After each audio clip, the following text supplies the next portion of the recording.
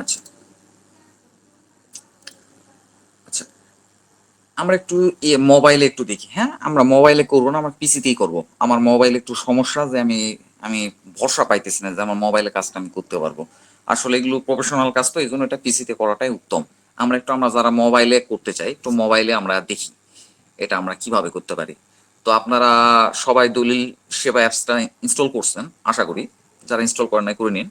তো দলিল সেবা অ্যাপসে ঢুকলে আপনার প্রথমে আচ্ছা, এটা ওপেন হোক। এই যে এরকম একটা ইন্টারফেস পাবেন, সবার নিচে দেখেন হোম, নতুন দলিল, ক্যালকুলেটর, প্রোফাইল। তো এই নতুন দলিলে আমাদের হচ্ছিল করার জন্য এই নতুন দলিলে ক্লিক করতে হবে। তো এখান থেকে এই যে হলো আপনি হচ্ছিল করতে পারেন, শুরু করতে পারেন আর কি। এই যে নতুন দলিলে ক্লিক করলে আপনার শুরু হয়ে যাবে। তো এক্ষেত্রে প্রথমে আপনাকে একটা করতে হবে, একটা আইডি রেজিস্ট্রেশন করতে হবে, আপনাকে রেজিস্ট্রেশন করতে হবে, তারপরে আপনি এখানে কাজ করার অ্যাক্সেস পাবেন। আমরা এই বিষয়টাই পিসিতে দেখি। এখন প্রশ্ন উঠতে পারে যে আমি এই বিষয়গুলো পিসিতে না দেখায় মোবাইলে কেন দেখাইতেছি। তো মোবাইলে দেখানোর কারণ হলো পিসির জন্য অনলি দলিল ক্রিয়েট করার অপশনটাই অ্যাক্টিভ, দলিল.com এর আর কি। এছাড়া অন্য কোনো অপশন কিন্তু পিসিতে অ্যাক্টিভ না।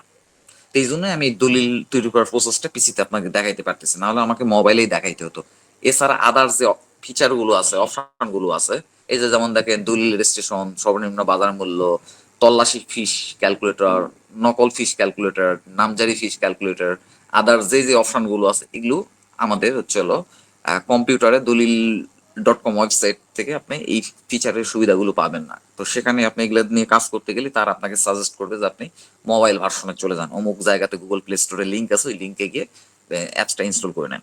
তো এই জন্য আপনাদের মোবাইলে বিষয়টা দেখানো আমার উদ্দেশ্য। তো আচ্ছা, ঠিক আছে, আমি এখন পিসিতে আসতেছি।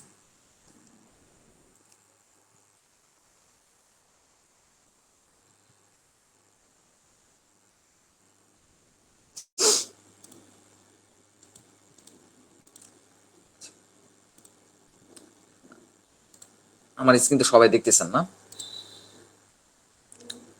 আচ্ছা, তো প্রথমে আমরা হচ্ছিল গুগলে সার্চ করব দলিল.com। ডিও, সরি, আপনি বাংলাতে লিখলেও আসবে, ইংরেজিতে লিখতে পারেন, দেখেন দলিল.com, DOLIL, দলিল.com, দলিল.com। তো এই যে যে দলিল সেবা যে ইয়েটা আছে, এখানে আমরা ক্লিক করব। প্রথমে যেটা আসবে এটা এটা আমরা ক্লিক করব। তো এখানে দেখেন এই যে আমি কিছুক্ষণ আগে বললাম যে এই ফিশ ক্যালকুলেটর এই ফিচার গুলো আপনি পাবেন না, কম্পিউটারে পাবেন না। ক্লিক করে দেখেন, এই যে আমার বলতেছে প্লে স্টোর থেকে ইনস্টল করে নিতে নিতে বলতেছে অ্যাপসটা। এটা কিন্তু কম্পিউটার থেকে নেওয়া যায় না। তো আগে নেওয়া যেত, কিন্তু এখন আর নেওয়া যায় না, কি কারণে আমি জানি না। এখন এরা এই ধরনের কোনো কম্পিউটারে কাজ করার কোনো ফিচার রাখবে কিনা আমি জানি না, কিন্তু এখন পর্যন্ত নাই। কিন্তু কিছুদিন আগেও ছিল, এটা আমি হঠাৎ করে ঢুকে দেখতেছি যে এটা পাওয়া যাইতেছে না। কিন্তু এখানে অনলাইনে দলিল প্রস্তুত করা ঠিকই, আমরা দলিল প্রস্তুত করতে পারতেছি। এছাড়া আইনের কিছু পড়াশোনা আছে, এগুলো আপনি দেখতে পাবেন, দু চারটা কথা পাবেন। কিন্তু এই বেশিরভাগ ফিচার গুলো যেগুলো আমাদের বেসিক্যালি লাগে, সর্বনিম্ন বাজার মূল্য, ফিস ক্যালকুলেটর, রেজিস্ট্রেশন প্রক্রিয়া, এই বিষয়গুলো আমরা এখানে পাবো না। আচ্ছা, আমরা যেহেতু দলিল প্রস্তুতি আসতেছি, আমরা দলিল প্রস্তুতি দেয়, অনলাইন দলিল প্রস্তুত। দেখেন আপনারা দেখতে পাইতেছেন, এই যে অনলাইন দলিল প্রস্তুত। আচ্ছা, তো এখানে আমরা ক্লিক করব। তো ক্লিক করার পরে এখানে অনেক কথা লেখা আছে, যেটা গুরুত্বপূর্ণ সেই গুরুত্বপূর্ণ বিষয়গুলো আমি আপনাদের দেখাইতেছি। আর এইবার যেটা দেখতেছেন, এই দলিল রেজিস্ট্রেশন প্রসেস, এটা কিভাবে প্রসেস আছে এটা আপনারা পড়ে নিন, এটা আপনাদের দেখানোর কিছু নাই। এগুলো এগুলো অলমোস্ট আমরা সবাই জানি, এই যে এই বিষয়গুলো না জানলেও এটা যে কাউকে জিজ্ঞাসা করলেও বলে দেয়। তো আপনারা একটু পড়ে নিন, এটা আমার কাছে খুব একটা গুরুত্বপূর্ণ বিষয় মনে হয় না। এখানে দলিল রেজিস্ট্রেশনের ধাপগুলা এটা দেখেন, বলছে কি এই হস্তান্তরিত জমি বা ফ্ল্যাটের মালিকানার কাগজপত্র প্রস্তুত, সংগ্রহ, দলিল.com 12টি ধাপ পূরণ। তো এগুলো আমাদের কিন্তু বলার দরকার নাই, কিন্তু এটা আপনারা দেখে নিন। আচ্ছা, এই যেটা গুরুত্বপূর্ণ বিষয় হলো সেটা হলো এই পারে লেখা আছে যে একটা দলিল আপনি প্রস্তুত করবেন। তো দলিল প্রস্তুত করতে আপনার কি কি লাগবে, কি কি ইনফরমেশন গুলো আপনাকে লাগবে দলিল প্রস্তুত করতে।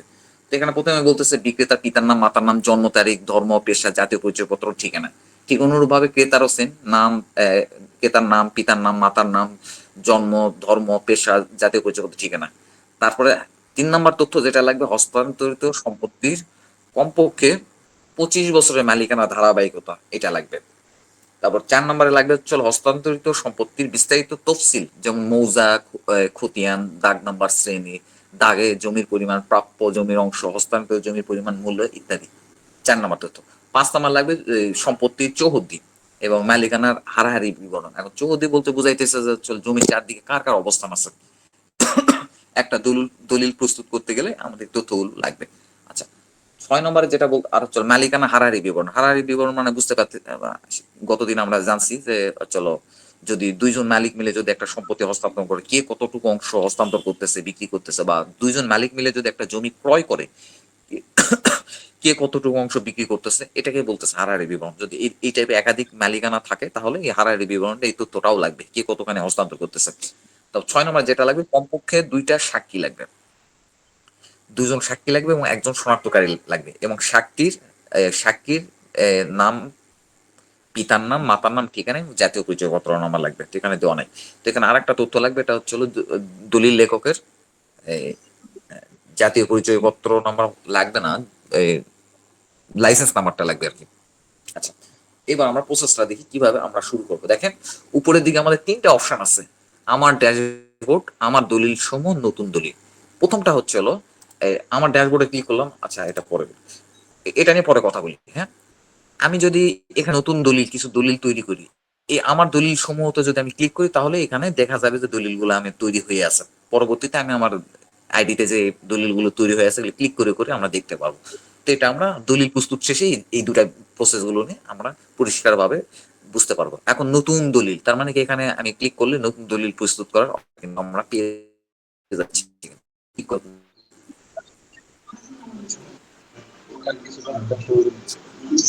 আচ্ছা, এখানে এখানে এখানে আপনাকে রেজিস্ট্রেশন করে নিতে হবে। আপনারা কি কেউ কিছু বলতে চান? আচ্ছা, এখানে আমাকে ফার্স্ট রেজিস্ট্রেশন করে নিতে হবে। আমার যেহেতু কোনো ইয়ে নেই, আমার আমার কিন্তু আছে, আহ, একটা রেজিস্ট্রেশন ইয়ে আছে, কিন্তু আমি আপনাদের জন্য এটা আবার রেজিস্ট্রেশন করে দেখাইতেছি, যেটা আমরা কিভাবে রেজিস্ট্রেশন করবো। আচ্ছা, এই যে নিচে দেখেন, নিচে একটা অপশন আছে, দেখেন রেজিস্ট্রেশন করবো। এই অপশনে আমরা ক্লিক করব। তো ক্লিক করে দিলাম। এখানে আপনি ফোন নাম্বার দিয়েও কিন্তু আপনি রেজিস্ট্রেশন করতে পারেন, ইমেল আইডি দিয়েও কিন্তু আপনি রেজিস্ট্রেশন করতে পারেন। আচ্ছা, আমরা ফোন নাম্বার দিয়ে করি, এখন ইমেল আইডি দিয়ে রেজিস্ট্রেশন করাটা একটু মুশকিলের ব্যাপার আছে। তো এখানে দেখেন বুথে লিখছে যেখানে নাম লিখুন। আচ্ছা, নাম আমরা লিখে দিই।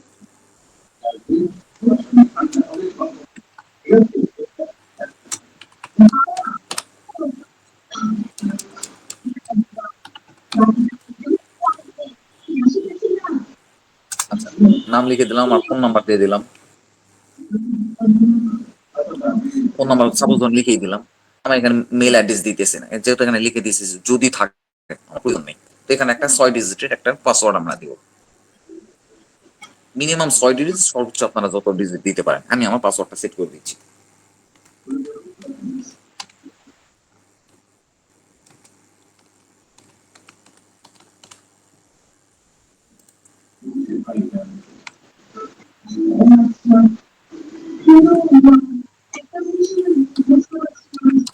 আমি আমার পাসওয়ার্ডটা সেট করে দিলাম। তো পাসওয়ার্ডটা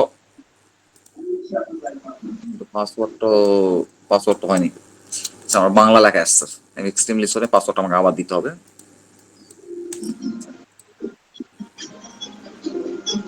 এ-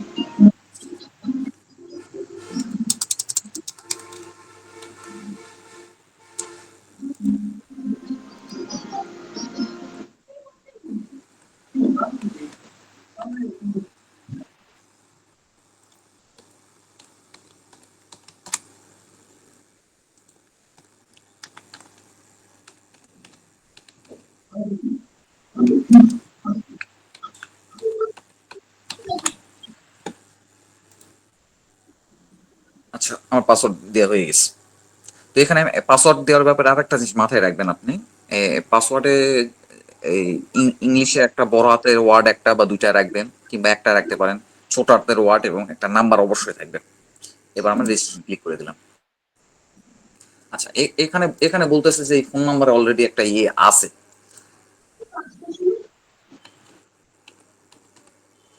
আমি আমার ফোন নাম্বারটা চেঞ্জ করে দিচ্ছি।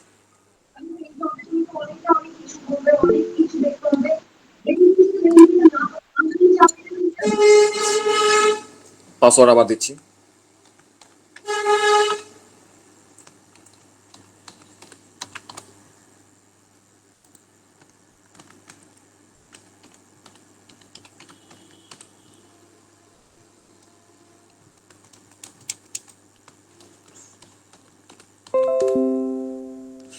রেজিস্ট্রেশন। আচ্ছা, আমার আমার ইয়ে হয়ে গেছে। তো এখন আমার ফোন নাম্বার দিয়ে আমি এখন লগ ইন করি। তো আমার ফোন নাম্বার দিয়েছিলাম, যেটা আমার ফোন নাম্বারটা আমি দিয়ে দিচ্ছি এখানে।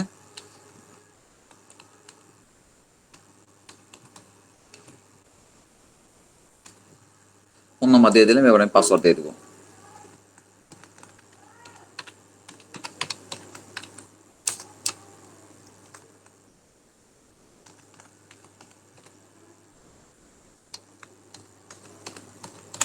আচ্ছা, পাসওয়ার্ড আমরা দিয়ে দিলাম। আচ্ছা ঠিক আছে, লগ ইন। তো যখনই আমি লগ ইন করবো তখনই আমার মোটামুটি হয়ে গেছে। আচ্ছা, এবার আমরা নতুন দলিলে ক্লিক করবো। যখনই নতুন দলিলে ক্লিক করবো এরকম একটা অপশন আমার চলে আসবে। এখানে আবার পূর্বের মতো যেটা আপনাদের দেখাইলাম যে কি কি তথ্য লাগবে আপনারা দেখে নেবেন, আমি অলরেডি একবার এটা উল্লেখ করছি, দেখে নেবেন। তো এবার আমরা পরবর্তী ধাপে ক্লিক করব। তো পরবর্তী ধাপে ক্লিক করলে এখানে প্রথমে আসতেছে, আপনারা একটু রেসপন্স করবেন, হ্যাঁ। প্রথমে আসতেছে দলিলের প্রকৃতি, এটা দলিলটা কি প্রকৃতির হবে দলিলটা। তো এখানে আরেকটা কথা বলে রাখি, দলিল তৈরি করার শুরুতে এখানে টোটাল 12টা ধাপ আছে, বুঝছেন, সরি 13টা ধাপ আছে টোটাল। তো এই 13টা ধাপ আপনাকে এইভাবে করে পূরণ করে করে যাইতে হবে। আপনাকে বিষয়টা এমন না যে আপনাকে দলিল লেখা সম্পর্কে জানতে হবে, দলিল ওরাই তৈরি করে দেবে, কিন্তু আপনাকে এই তথ্যগুলা দিতে হবে। প্রথমে যেটা বলতেছে যে হলো আপনার হচ্ছে হলো দলিলের প্রকৃতি, এটা কি টাইপের দলিল, একটা ক্লিক করেন, দেখেন এখানে অনেক প্রকার দলিল আছে। এই সবগুলো দলিল আপনার কিন্তু দলিল কিন্তু জানার দরকার নাই। আপনি কিন্তু এখানে এই অপশনগুলো, এরা যা যা তথ্য চাবে তথ্যগুলো পূরণ করে দিলে কিন্তু আপনাকে এই সব দলিল এরা তৈরি করে দিবে কিন্তু। তার মানে কি এটা সম্পর্কে আপনার জানার দরকার নেই কিন্তু। তো সাপোজ ধরেন এটা আমরা প্রথম দলিল করবো সাপোলা। আচ্ছা, তো বিভাগের নাম সাপোজ আমার নিজের ঠিকানাটাই দিই। রাজশাহী জেলা জয়পুরহাট, উপজেলা আক্কেলপুর, এখানে সবই পেয়ে যাবেন। এখানে আক্কেলপুর সাব রেজিস্ট্রার অফিস, তথ্যগুলো জাস্ট হয়ে গেছে। তো এখন যখন এই অপশনে আসবো তখন আমরা এখানে সংরক্ষণ করুন নামে এই অপশনে আমরা ক্লিক করব। এখন প্রশ্ন উঠতে পারে যে সংরক্ষণ করুন এই অপশনে ক্লিক না করলে কি সমস্যা।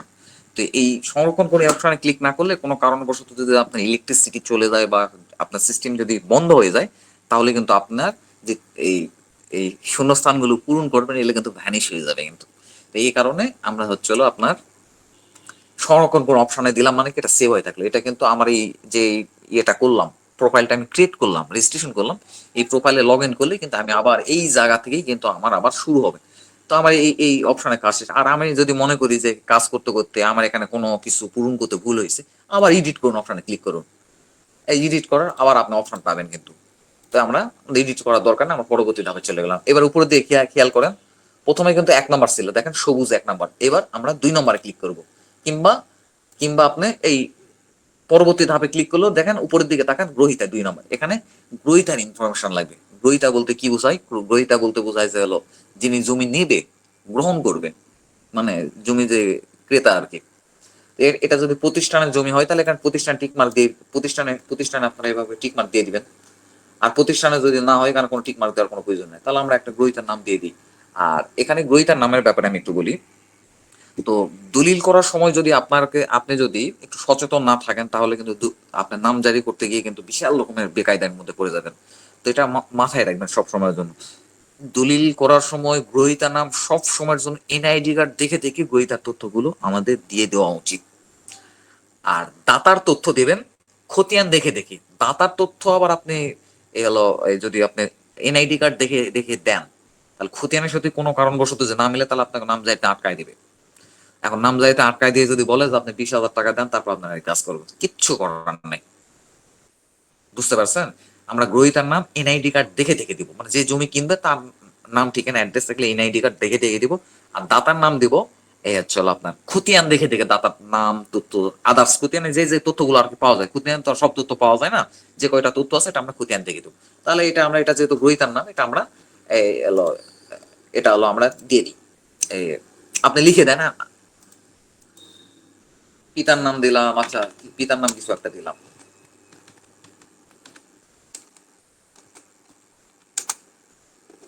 আচ্ছা, আমার বাংলা কিবোর্ডটা আমি একটু চালু করি।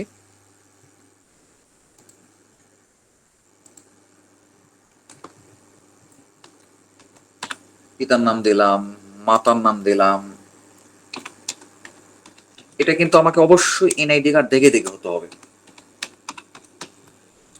স্বামীর নাম আছে, এটা স্বামীর নাম নাই। ডেট অফ বার্থ, আমরা ডেট অফ বার্থ একটা দিয়ে দিলাম। সাপোজ ধরেন ও জন্মগ্রহণ করছে আমরা কিভাবে এই জন্ম তারিখটা কিভাবে লাগাবো একটু দেখি। আমরা এই পাশে যে একটা ইয়ে আছে, একটা আইকন আছে, আইকনে ক্লিক করব। তারপরে এই যে 24-এর পাশে এই ডটে ক্লিক করব। যখন ডটে ক্লিক করব তখনই দেখবেন এখানে সালগুলো আপনি দেখতে পারেন। প্রথমে আমরা সালটা সিলেক্ট করে দিই। হ্যাঁ, 2051, এটা উপরে দিকে গেল কেন? আচ্ছা, 25। আচ্ছা, উপরের দিকে আছে, সরি, উপরের দিকে আছে।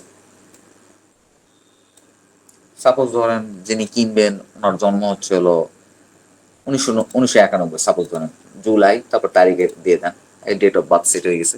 এরপর ধর্ম লাগাই দেবো, ধর্ম লাগাই দেবো ইসলাম, পেশা লাগাই দেবো। এখন এখানে এখানে একটা প্যাঁচ আছে, সমস্যাটা আছে, যেটা নিয়ে আমরা গতদিন অলরেডি আলোচনা করছি। তা এখন বলেন তো, দাতার স্যার এটা ক্ষেত্রে নিয়ে গতকালকে এটা কি? আলোচনা করছিলেন, ওইটা যদি আবার একটুখানি মেনশন করতেন। আরেকটা বিষয় এটাও নিয়ে কথা বলার আগে, আচ্ছা এই যে ফর্মটা পূরণ করেন এটা কি সম্পূর্ণ মানে বাংলায় করতে হয় কিনা? এখন হ্যাঁ, অনেকে এটা আবার বাংলাতে ভুলবশত করতে হবে। এনআইডি এটা কার্ডের আপনার, নাম দেখে ইংলিশ দিয়ে দিতে পারে। না, এটা আপনাকে বাংলাতে পূরণ করতে হবে, বাংলাতে লিখতে হবে। এটা ইংলিশে লেখার কোনো অপশন নাই, বা একটা চেঞ্জ ল্যাঙ্গুয়েজ যে বাই ডিফল্ট অটোমেটিক্যালি চেঞ্জ হয়ে যাবে, এই অপশন নেই এখানে। আমি তো বাংলায় লিখতেছি। আপনি যদি ইংরেজিতে লিখেন তাহলে ইংরেজি উঠবে আপনার ইয়াতে, দলিল যখন আমি পিডিএফটা প্রিন্ট করব ইংরেজি উঠবে। তো এখানে আপনি দাতার ক্ষেত্রে পেশা, যে কোনো পেশা দিতে পারেন। দাতা এক্স্যাক্টলি যে পেশাতে, দাতার তাই বলতেছি, গ্রহিতা যিনি জমি কিনবেন তার যে কোনো পেশা দিতে পারেন, কোনো সমস্যা নেই। কিন্তু জমি করার ক্ষেত্রে আপনার হচ্ছে অবশ্যই এটা দিতে হবে আর কি, কৃষি দিতে হবে। তারপর শনাক্তকারী ডকুমেন্ট, এখানে জাতীয় পরিচয়পত্র নাম্বার দিয়ে দিলেন। এখানে এখানে একটা ক্লিক করবেন, ক্লিক করলে জন্ম নিবন্ধন, জাতীয় পরিচয়পত্র নাম্বার, পাসপোর্ট নাম্বার দিয়েও কিন্তু আপনারা কিন্তু জমি রেজিস্ট্রেশন করতে পারেন। এই ধরনের কিন্তু প্রশ্ন কিন্তু আমাদের গ্রুপে আসে, যে ভাই আমার পাসপোর্ট আছে বা জাতীয় পরিচয়পত্র কোনো কারণে সমস্যা আছে বা জন্ম নিবন্ধন নাই, তাহলে কি আমি দলিল রেজিস্ট্রি করতে পারবো? হ্যাঁ, পাসপোর্ট দিয়েও দলিল রেজিস্ট্রেশন হয়ে যাবে, আপনি দলিল নিতে পারবেন। জন্ম নিবন্ধন দিয়েও হবে এবং জাতীয় পরিচয়পত্র দিয়েও হবে। তো আমার কাছে যেহেতু জাতীয় পরিচয়পত্র আছে, আমি জাতীয় পরিচয়পত্রে ক্লিক করে এবং পাশে জাতীয় পরিচয়পত্র নাম্বারটা আমি দিয়ে দেবো। এই দিয়ে দিলাম কিছু একটা, দেখে দেখে দিয়ে দিলেন। আমি তো সঠিক তথ্যটা দিচ্ছি না, কিন্তু আপনি সঠিক তথ্যটা দিবেন। তো এই যে এখানে আসছে তিন তিন নাম্বার, তো এখানে 3 নাম্বার যেহেতু দাতার ক্ষেত্রে এটা দরকার নেই, 3 নাম্বার দেওয়ার দরকার নেই। আচ্ছা, এবার দাতার ঠিকানা দিতে হবে আপনাকে। দাতার স্থায়ী ঠিকানা দিয়ে দেন, জেলা দেন। আচ্ছা, সাপোজ ধরেন জেলা আমার নিজের ঠিকানায় দিই। জেলা হচ্ছে জয়পুরহাট দিয়ে দিলাম, উপজেলা আক্কেলপুর দিয়ে দিলাম, ডাকঘর লিখে দেন। আমার ডাকঘর হচ্ছে আক্কেলপুর 5940, মানে এটা ডাকঘরের কোড নাম্বার। আর ডাকঘরের কোড নাম্বার যদি আপনি না জেনে থাকেন তাহলে আপনার উপজেলার এই আপনার যে যে জায়গাটা আপনার হচ্ছিল ডাকঘর, ওখানকার নাম লিখে পোস্ট কোড লিখে সার্চ দিলেই কিন্তু আপনি ডাকঘরটা পেয়ে যাবেন, কিন্তু পোস্ট কোডটা পেয়ে যাবেন।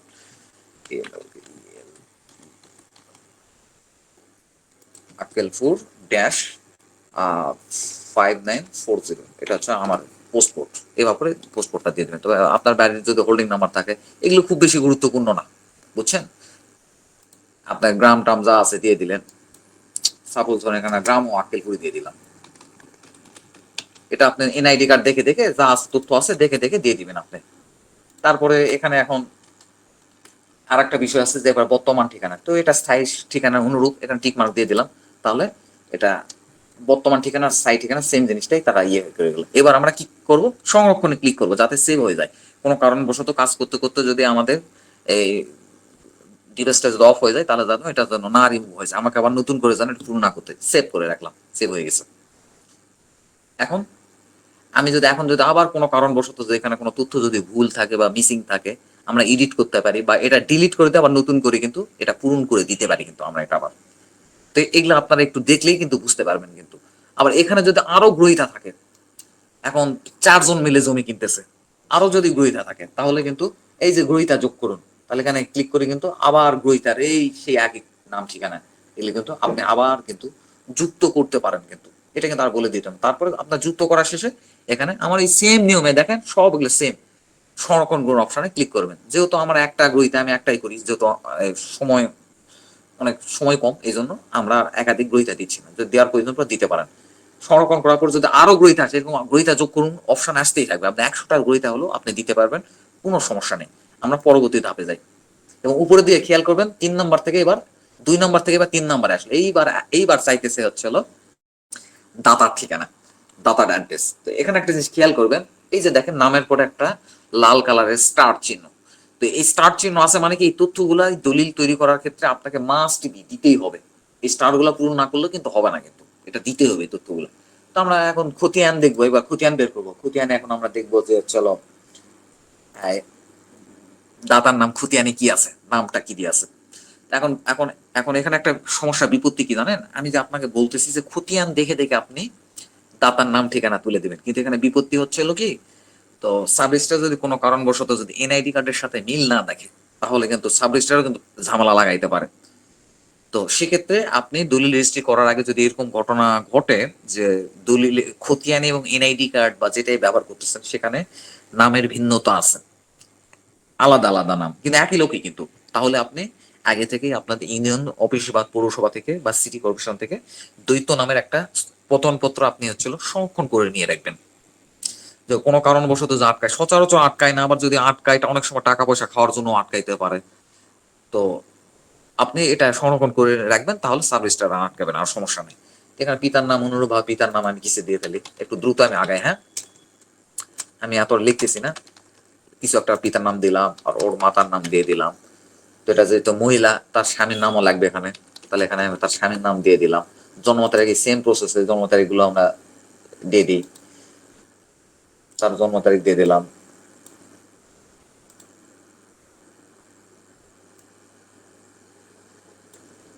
আচ্ছা, জন্ম তারিখ দিয়ে দিলাম, মাস সেট করলাম, ডেট দিয়ে দিলাম, তারপরে ধর্ম হচ্ছে ইসলাম দিলাম, পেশা হচ্ছিল, এবার এই পেশার ক্ষেত্রে আপনাকে ইয়ে করতে হবে, আহ, কৃষি বা ব্যবসা দিয়ে দিলেন, যে কোনো একটা দিয়ে দিলেন। এখানে আপনার চলে, এখন এখানে প্রশ্ন উঠতেছিল জমি বিক্রি করার ক্ষেত্রে, এই প্রশ্নটা আসে কিছুক্ষণ আগে যদিও বললাম। আপনি জাতীয় পরিচয়পত্র নাম্বার কিংবা জন্ম নিবন্ধন নাম্বার কিংবা পাসপোর্ট নাম্বার থাকলে আপনি জমি বিক্রি করতে পারবেন, কোনো সমস্যা নেই। আপনার যে জাতীয় পরিচয়পত্র থাকতেই হবে বিষয়টা এমন না। আপনার যদি বয়স যদি 18 ক্রস করে, তো আপনার জন্ম নিবন্ধন দিয়েও কিন্তু আপনি করতে পারেন। ঠিক অনুরূপ ভাবে 18 ক্রস করলে আপনার পাসপোর্ট নাম্বার দিয়েও কিন্তু আপনি জমি রেজিস্ট্রি কিন্তু করতে পারেন কিন্তু। এখানে সাপোজ ধরেন এখানে এই লোকের আর জন্ম নিবন্ধন নাই, তাই এটা জন্ম এই সরি পাসপোর্ট নাই এবং জাতীয় পরিচয়পত্র এনআইডি কার্ড নাম্বার নাই, তো এখানে জন্ম নিবন্ধন আমরা দিয়ে দিই, তার জন্ম নিবন্ধন কিছু একটা দিয়ে দিলাম, সাপোজ ধরেন কিছু একটা দিয়ে দিলাম, 3 নাম্বার দেওয়ার দরকার নেই। আচ্ছা, এখানে এখন বলতেছে যে জেলা সেট করতে বলতেছে, আমার জেলা সাপোজ ধরেন জলপাইগুড়ি, এই একই এলাকারই মানুষ, থানা আক্কেলপুর একই এলাকার মানুষ, ওটাই দিয়ে দিলাম। এ, ডাকঘর এখানে একই এলাকার মানুষ আক্কেলপুর, তবে এখানে স্থায়ী ঠিকানাও সেম টিক মার্ক দিয়ে দিলাম, সংরক্ষণ করবো, তার মানে কি দাতার তথ্যটাই হয়ে গেল। আচ্ছা, তা আমরা সংরক্ষণ করে দিলাম, তো আমরা এটা সংরক্ষণ হয়ে গেছে, দেখেন 3 নাম্বারে গেছে। এবার 4 নম্বরে, 4 নম্বর এখানে এখন বিষয়টা হলো কি একটু দেখবেন ভালোভাবে। তো নাবা 4 নম্বর তথ্যটা বলতেছে যে নাবালক দাতা বা গ্রহীতার পক্ষে অভিভাবক নিযুক্ত করেছেন কিনা। তো নাবালকের সম্পত্তি যদি সম্পত্তি যদি বিক্রি হয় সেক্ষেত্রে এখানে অভিভাবক ঠিকানা যুক্ত করতে হবে। তো এরা তো যেহেতু নাবালক নয়, এদের যুক্ত করলে এই আগের মতো সেম তথ্যগুলো আসবে, এই তথ্যগুলো আপনাকে পূরণ করে দিতে হবে। তা আমাদের সময় স্বল্পতার কারণে আমরা এগুলোতে আর হাত দিচ্ছি না। তো ঠিক অনুরূপ ভাবে যে প্রতিনিধি মাধ্যমে অনেকে জমি কিন্তু ক্রয় করতে পারে পাওয়ার অফ অ্যাটর্নির মাধ্যমে। তো তাহলে যদি কাউকে পাওয়ার অফ অ্যাটর্নি দেওয়া থাকে, সে যদি জমি সেল করে, তাহলে সেক্ষেত্রে সে প্রতিনিধি নাম্বার যোগ করতে হবে, এবং এখানে পাওয়ার অফ অ্যাটর্নি দলিল কিন্তু যোগ করতে হবে এই ক্ষেত্রে। কেউ যদি পাওয়ার অফ অ্যাটর্নির মাধ্যমে যদি জমি হস্তান্তর করতে চায়, তাহলে পাওয়ার অফ অ্যাটর্নি দলিল কিন্তু যুক্ত করতে হবে কিন্তু। আচ্ছা, তারপরে আমাদের এখানে যেহেতু এগুলো কোনো ঝামেলা নেই, আমরা নেক্সট পরবর্তীতে চলে যাই।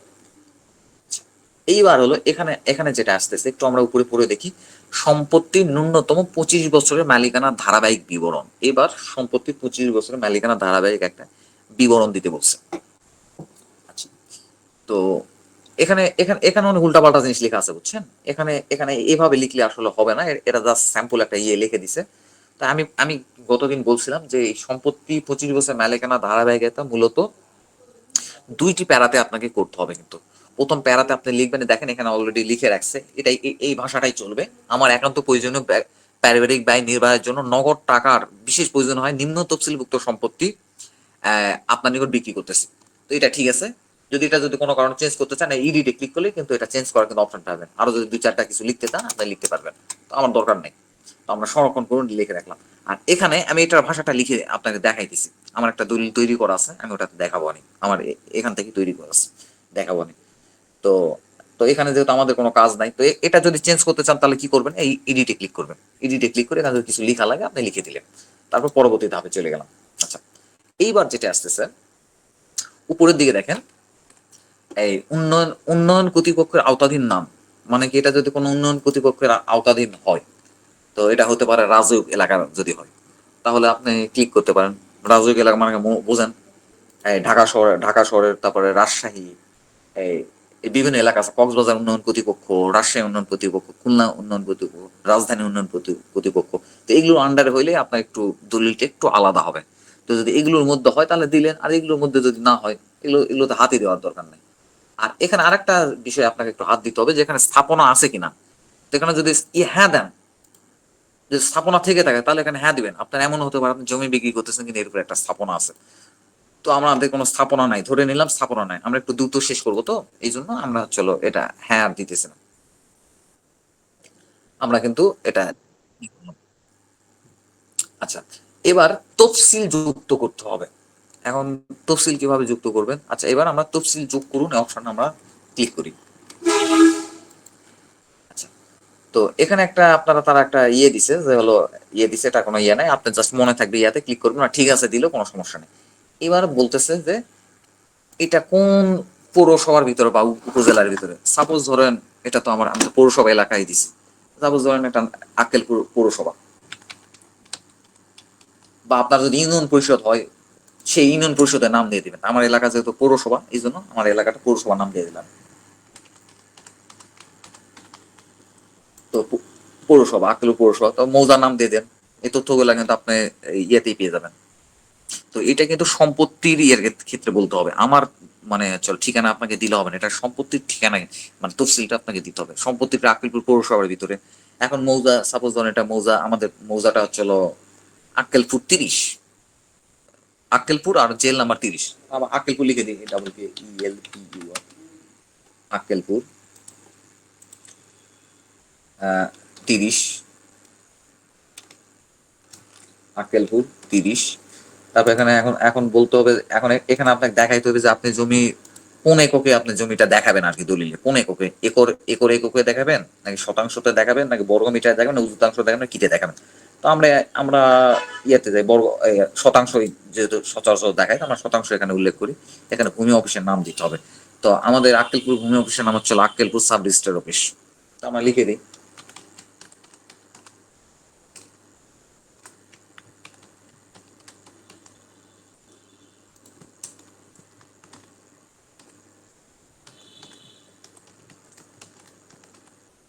আমার বানান ভুল গেছে, তো আপনারা বানানগুলো লিখে নিন, হ্যাঁ।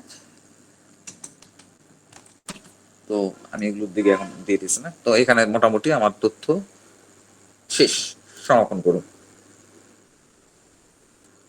আচ্ছা, তারপর নিচে দেখবেন যে খতিয়ান যুক্ত করুন। দেখেন আমি যখন এই তথ্যগুলো আমি বসায় দিলাম, দেখেন তার নিচে আর একটা অপশন আসছে, দেখেন একটু জুম করি, খতিয়ান যোগ করুন, দেখেন খতিয়ান যোগ করুন। তো আমরা এই খতিয়ান যোগ করুন, এখানে আমরা ক্লিক করব। এবার আপনাকে এখানে খতিয়ান যুক্ত হবে। প্রথমে দেখেন এগুলো কিন্তু বিষয়টা এমন না যে আপনাকে আমার কাছে শিখে নিয়েই করতে হবে, কিন্তু আপনি কিন্তু এই ফর্মটা ওপেন করলেই কিন্তু আপনি কিন্তু বুঝতে পারবেন, যদি একটু সচেতন থাকেন আপনি বুঝতে পারবেন। জাস্ট আপনার কাজ হচ্ছে হলো এই ছকটা পূরণ করে এই সংরক্ষণ করুন, এখানে ক্লিক করবেন, জাস্ট ক্লিক করতে করতে সামনের দিকে আগায় যাবেন। প্রসিডিওরটা মেন কথা হলো আপনি ফলো করবেন। আচ্ছা, এখানে বলতেছে দেখেন খতিয়ান যোগ করুন, খতিয়ান যোগ করুন, এখানে বলতেছে সাবেক বা আগত খতিয়ান। তাহলে এখানে আপনাকে সাবেক বা আগত খতিয়ানটা যুক্ত করতে হবে। এখন সাবেক বা আগত খতিয়ান কোনটা, আমাদের এলাকাতে সাবেক বা আগত খতিয়ান হচ্ছে এস এ খতিয়ান। আমাদের তো সর্বশেষ হচ্ছে RS, আমাদের RS এর পূর্বে SS হয়ে গেছে। তাহলে আমাদের এস এ খতিয়ানটা আমরা যুক্ত করলাম, এখানে খতিয়ান নাম্বার দিয়ে দেন। সাপোজ ধরেন আপনি খতিয়ান দেখে দেখে খতিয়ান নাম্বারটাই দিয়ে দিবেন। সাপোজ ধরেন 456।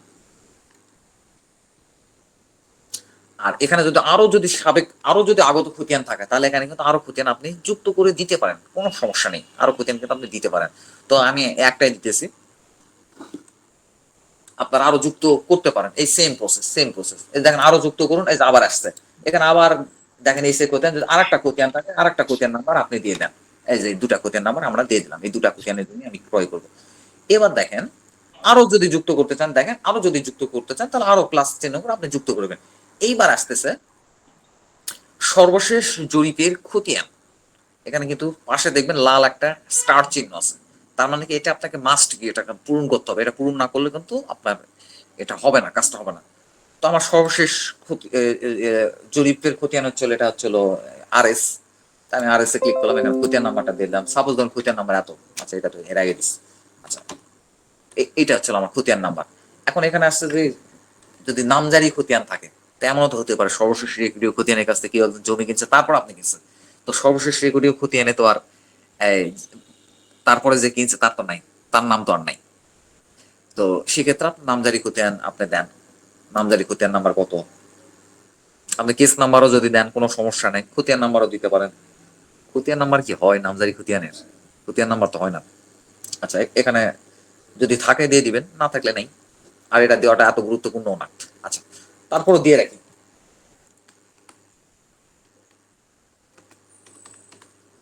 আচ্ছা আচ্ছা, সর্বশেষ নামজারি খতিয়ান।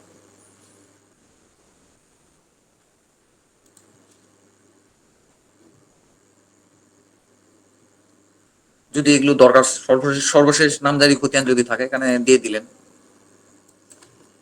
যদি সর্বশেষ নামজারি খতিয়ান থাকে দিয়ে দিলেন।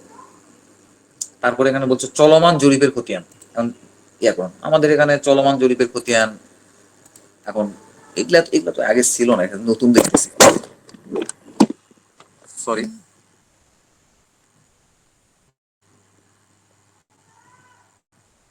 এক মিনিট। আচ্ছা, তো এগুলো এগুলো কিছু কিছু বিষয়গুলো নতুন নতুন আসতেছে, বুঝতে পারছেন? তো এখানে চলমান খতিয়ান, সাপোজ ধরুন আমার RSC চলমান, তো DP খতিয়ান নাম্বার যদি থাকে দিলেন, না থাকে না দিলেন। যদি এই অংশ পূরণ করতে নাও চান, দলিলে যদি অন্তর্ভুক্ত নাও করতে চান, কোনো সমস্যা নেই। DP খতিয়ান নাম্বার যদি থাকে দিলেন, আর যদি না থাকে নাই। তো বর্তমান অবস্থা কি, DP বা যদি প্রিন্ট খতিয়ান হয়, যদি, হ্যাঁ, মনোরশীল ভাই কিছু বলবেন? জি, ওই ভূমি অফিসটা মানে সাব রেজিস্ট্রি অফিস হবে না, ওইটা সহকারী কমিশনারের অফিসটা হবে। আচ্ছা, আমি আমি একটু দেখবো না, পিছনের দিকে ফিরে দেখবো না আমি। জি, আচ্ছা, ঠিক আছে। আচ্ছা, ঠিক আছে। তো এখানে যদি আপনার যদি হোল্ডিং নাম্বার থাকে, আপনার NIDর পিছনে যদি ওই জমি, সরি, ওই জমির হোল্ডিং নাম্বার থাকে দিলেন, আর হোল্ডিং নাম্বার না দিলেও কোনো সমস্যা নাই। এখানে আমার বলছে খাজনা রসিদের ক্রমিক নাম্বার, এটা এতেও কোনো সমস্যা নাই, খাজনা পরিশোধের সন, এটা দিয়ে দিলেন। জমির পরিমাণ কত, টোটাল জমির পরিমাণ কত, ওই খতিয়ানে দিয়ে দিলেন, সাপোজ আমার 45 শতক সমর্পণ করুন। আচ্ছা, কিছুক্ষণ আগে যেটা বললেন যে হলো এই এই মনোহর ভাই বললেন যে এটা মেবি সাব রেজিস্ট্রার অফিস হবে না, এর ভূমি অফিসের নাম। আমি এক্সট্রিমলি সরি, এখানে ভূমি অফিসের নামই আছে, কিন্তু আমি দুঃখজনক আমি সাব রেজিস্ট্রার অফিস লিখে দিচ্ছি। তো আমার ইয়ের নাম হচ্ছে হলো উপজেলা ভূমি অফিস আক্কেলপুর।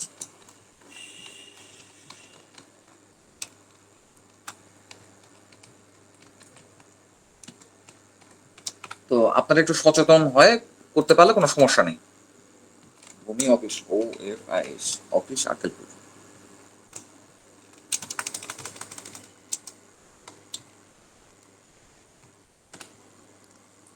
সমর্পণ করুন। এই যে ভুল করছে আমি এডিট করে দিলাম, আবার দেখেন ভুল করছে এডিট করে দিলাম। আচ্ছা, এইবার দেখেন নিচে দাগ যুক্ত করুন। এই তফসিল অংশটা কিন্তু সব থেকে গুরুত্বপূর্ণ পার্ট, কিন্তু দাগ যুক্ত করুন। দেখেন, দাগ যুক্ত করুন। তো এখানে আপনি দাগ যুক্ত করে দেন, যোগ করে দেন। এখন আপনার হচ্ছে হলো এখানে খতিয়ান নাম্বার তো আমি কিছুক্ষণ আগে এগুলো অ্যাড করে দিলাম, উপরে অ্যাড করে দিলাম। তো এবার আপনি এসে দাগ নাম্বার উল্লেখ করে দেন, এসে দাগ নাম্বার কত, সাপোজ ধরেন এসে দাগ নাম্বার এত। এবার RS দাগ নাম্বার কত, খতিয়ান দেখে দেখে তুলে দেন। এখন চলমান যদি জরিপ হয়ে থাকে তাহলে আপনার DP খতিয়ানের তথ্য দিতে, বা চলমান জরিপ যদি না হয়ে থাকে DP খতিয়ান লাগবে না। আমি যেহেতু চলমান জরিপের ইয়ে তথ্যটা দিছি, এই জন্য আমি ইয়ে করলাম, DP নাম্বার কত দিলাম। আচ্ছা, DP নাম্বার দেই কিছু একটা। যদি চলমান জরিপ না হয়, এই যে দেখেন আমি এটা পরে দেখাইতেছি, তাহলে DP দিতে হবে। যদি জরিপ চলমান না হয় তাহলে DP দেওয়ার কোনো প্রয়োজন নেই। এইবার জমির শ্রেণী, আমার শহর অঞ্চলে এখানে খুব ধানি জমি খুব কম, তারপর ধানি জমি আছে, বাট ইয়ে জমিটাই বেশি, ভিটা জমিটাই বেশি। তো জমিটা কেমন জমি, বাঁশঝাড় নাকি জমির শ্রেণী, আর কি মেন কথা হলো জমির শ্রেণী। তো এটা কি ধানি, বাড়ি, বন, জঙ্গল, টিলা, পুকুর, বিল। এখন সাপোজ ধরেন ধানি দিলাম, জমিটা ধানি হলো। যদি আপনার যদি ভিটা জমি হয়, বাড়ি টাড়ি যদি থাকে তাহলে বাড়ি দিতে পারেন, পুকুর দিতে পারেন। রেলপথ আশপাশে, রেলপথের জমি যদি হয় রেলপথ দিতে পারেন। কালভার্টের আশপাশ হলে বাঁশঝাড়, বাগান, এগুলো যে শ্রেণীগুলো আছে সেটাই দিবেন। এই যে আমার জমি হচ্ছে ভিটা, সরি, ভিটা। বিটা আমরা দিয়ে দিলাম জমি শ্রেণী। এবার আবার লেখা আছে শ্রেণী নির্বাচন করুন। তো তো আমরা জমি শ্রেণী এটা উল্লেখ করে দিলাম। এইবার হলো দাগে খতিয়ানে মোট জমি। এখন এই দাগে ওই খতিয়ানে মোট কত শতাংশ জমি আছে এটা আপনারা ইয়েতে পেয়ে যাবেন, খতিয়ানে এই তথ্যটা পেয়ে যাবেন যে ওই দাগে খতিয়ানের যে খতিয়ানের জমিটা আপনি দলিলে লিপিবদ্ধ করে নিচ্ছেন, এই দাগে ওই খতিয়ানের কতটুকু জমি এখানে আছে। সাপোজ ধরেন ওই খতিয়ানের টোটাল হচ্ছে হলো এই এই 50 শতক জমি আছে, এর মধ্যে ওই দাগের কতটুকু অংশ ওই খতিয়ানের জমিটা, এটা কিন্তু মাস্ট। পাশে দেখেন রেড ইয়ের জন্য স্টার চিহ্ন কিন্তু তারা দিয়ে রাখছে, দাগে খতিয়ানের জমি কত, ওই দাগে কতখানি খতিয়ানের জমি আছে। সাপোজ ধরুন আমরা যে খতিয়ানগুলো উল্লেখ করছি এটার প্রায় 40 শতক জমি আছে। তারপর দাগে এখন 40 শতক বুঝলাম, দাগে খতিয়ানের কতটুকু জমি আছে, 40 শতক আছে। এখন দাগে প্রাপ্ত জমি কত, মানে যার কাছ থেকে আপনি জমিটা কিনবেন তাই সে কত শতক জমি পাবে, এখানে পাওয়া উচিত তার। তা সাপোজ ধরেন আছে 40 শতক, কিন্তু পাবে হচ্ছে সে বাস্তবে পাবে হলো 33 33 শতক জমি পাবে সে বাস্তবে। এখন হস্তান্তর সম্পত্তি কত, সে 33 শতকে হস্তান্তর করতেছে নাকি আরো কম হস্তান্তর করতেছে। সাপোজ ধরেন সে 33 শতক পাবে, 33 শতকই সে হস্তান্তর করতেছে। এই 33 শতক করে দিন, তারপরে সংরক্ষণ করুন, ক্লিক করে দিলাম। এই আমার দাগ যুক্ত হয়ে গেল। কিন্তু দেখেন এখানে কিন্তু দেখেন আগত খতিয়ান এসে এত দেখেন উল্লেখ করে দিছে, একটু দেখেন আগত খতিয়ান এসে দাগ এসে খতিয়ান এসে দাগ নম্বর উপর থেকে। আচ্ছা, এই আগত খতিয়ান চলে এসে উল্লেখ করা আছে, হলো খতিয়ান আসছে এবং বর্তমান খতিয়ান চলতেছে আর এস দিয়ে দিছে, নামজারি খতিয়ান দিয়ে দিছে, আগত খতিয়ান দিয়ে দিছে যদি থাকে আর কি। যদি আপনার কাছে যদি নামজারি খতিয়ান না আসে, আপনি কিভাবে এই তথ্যগুলো দেন, এই তথ্যগুলো আপনি ব্ল্যাঙ্ক রেখে চলে যাবেন আপনি। তারপরে ডিপি যদি চলমান কোনো জরিপ চলে থাকে, তো সেই টাইমে তো খতিয়ান তো বর্তমান খতিয়ানের নামটা তো পাওয়া যায় না। ডিপি থেকে আমরা বর্তমান খতিয়ানের নামটা নিতে ডিপি খতিয়ান। আমি যে তথ্যগুলো পূরণ করে দিলাম সেই তথ্যগুলি কিন্তু এখানে দিয়ে দিচ্ছি। এটা পূরণ করাবো, পরে আমরা রিভিশন করবো যে খতিয়ানের সাথে আমি যে তথ্যগুলো ইনপুট দিলাম এগুলো কি আদৌ খতিয়ানের সাথে কি মিললো কিনা। হোল্ডিং নাম্বার এখানে আমি দেই নাই, তো হোল্ডিং নাম্বার অবশ্যই আছে, আপনারা হচ্ছে হোল্ডিং নাম্বার ইয়ে করে দিবেন। তো খাজনার কাগজে যেটা আছে আপনার হচ্ছে ভূমি উন্নয়ন করে যে রসিদটা আছে, ওখানে কিন্তু হোল্ডিং নাম্বার দেওয়া থাকে। তো ওই রসিদটা পাইলে আপনি এখানে হোল্ডিং নাম্বারটা দিতে পারবেন ওটা দিকে দিকে। আচ্ছা, এবার হচ্ছে আগত দাগ নাম্বার। এবার এবার দাগ নাম্বার এসে এই খতিয়ানের দাগ নাম্বার কত, 345। আর এস দাগ নাম্বার কত, এত। শ্রেণী কি, বিটা। দাগে মোট জমির পরিমাণ, দাগে মোট 40 শতক জমি আছে, এর মধ্যে দাগে যে বিক্রি করবে তার 33 শতক জমি, আর হস্তান্তর করবে সে হচ্ছে টোটাল হচ্ছে 33 শতাংশ জমি। আচ্ছা, এটা আমিও বুঝতেছি না এটা কি, পাশে অপশন নামে একটু আমরা ক্লিক করে দেখি, হ্যাঁ এটা কি। আচ্ছা, ও আচ্ছা, এইটা হলো যদি এখানে আমি কোনো তথ্য যদি ভুল তথ্য দিয়ে থাকি, তাহলে এটা যদি আমার এডিট করার প্রয়োজন পড়ে, তাহলে এখানে ক্লিক করে আমরা কিন্তু এই অপশনগুলো আবার কিন্তু চেঞ্জ করতে পারবো। আপনি এটা চেঞ্জ করে দেওয়ার পর আপডেট করুন অপশনে ক্লিক করে দিবেন। যদি কোনো কারণ কিছু ভুল হয়েছে করুন। আপনার যদি আরো দাগ নম্বর উল্লেখ করার দরকার পড়ে, তাহলে আপনি এখানে আরো দাগ উল্লেখ করে কিন্তু এখানে দাগ নম্বর কিন্তু একের পর এক বসাইতেই পারবেন। তেমন প্রশ্ন উঠতে পারে যে এতগুলো দাগ কি আমরা কি আলাদাভাবে কি আমরা বসাবো, না এতগুলো দাগ আমরা আলাদাভাবে বসাই না, কিন্তু এখানে আলাদাভাবে বসাবেন, কিন্তু ওরা যেভাবে সেট করে নেওয়া লাগে দলিলে সেভাবে ওরা সেট করে নিবে। আচ্ছা, আপনার যদি আরো খতিয়ান যুক্ত করা হয়, নিচে দেখেন আরো খতিয়ান যুক্ত করুন। এমনও তো হইতে পারে যে একাধিক খতিয়ান থেকে জমি হস্তান্তর হচ্ছে, বা একাধিক একটা মৌজার একবার 10 বিঘা জমি হস্তান্তর হচ্ছে, 10বিঘা জমি 10 জায়গাতে আছে। তো তখন আপনাকে একাধিক খতিয়ান আপনাকে যুক্ত করতে হবে। তো এক জায়গাতে কিন্তু একের অধিক দুটা খতিয়ান কিন্তু আপনি যুক্ত করতে পারবেন না। উপরের গুলো খেয়াল করেন, দেখেন আমি খতিয়ান যুক্ত করছি, একটার বেশি কিন্তু খতিয়ান আমি যুক্ত করতে পারি নাই। তো আপনি এই ভাবে যতগুলো খতিয়ানের জমি হবে সবগুলো খতিয়ান যুক্ত করতে থাকবেন, দাগ যতগুলো দাগ হবে দাগগুলো আপনি যুক্ত করতে থাকবেন। আপনার যদি আরো তফসিল যুক্ত করার প্রয়োজন হয় এক্সট্রা ভাবে, ওই তো বললাম যে আপনি যদি 10 বিঘা জমি ক্রয় করেন এক দলিলে, তাহলে হচ্ছে 10টা খতিয়ান সাপোজ ধরে নিলেন 10টা খতিয়ান, আর খতিয়ান বেশি হইতে পারে কম হইতে পারে। তো প্রত্যেকটা তফসিল আলাদা আলাদা ভাবে কিন্তু আপনাকে এখানে যুক্ত করতে হবে, কিন্তু প্রত্যেকটা তফসিল আলাদা আলাদা ভাবে যুক্ত করতে হবে। আর যুক্ত যদি নাও করেন, পরবর্তীতে যখন আপনি দলিল দেখলে আপনি বুঝতে পারবেন যে আপনি কি গন্ডগোলটা লাগাইছেন। আচ্ছা, আমরা আগাই যাই। পরবর্তী ধাপ এখানে দেখেন আমরা 7 নম্বর ধাপে আসছি, 13 নম্বর ধাপের মধ্যে সবেমাত্র 7 নম্বর ধাপে আসছি, তফসিল অংশটুকু আমরা যুক্ত করে দিচ্ছি। পরবর্তী ধাপ এইবার আমাকে বলতেছে যেটা হলো, একটু জুম করে দেখাই,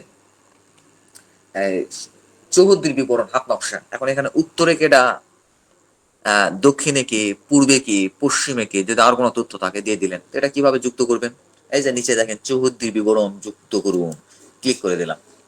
দেখেন ক্লিক করার সাথে সাথে এরকম অপশন আসলো। এখন চৌহদ্দি যোগ করুন। এখন আপনার প্লটের উত্তর দিকে কে আছে? সাপোজ ধরেন রহিম আছে উত্তর দিকে,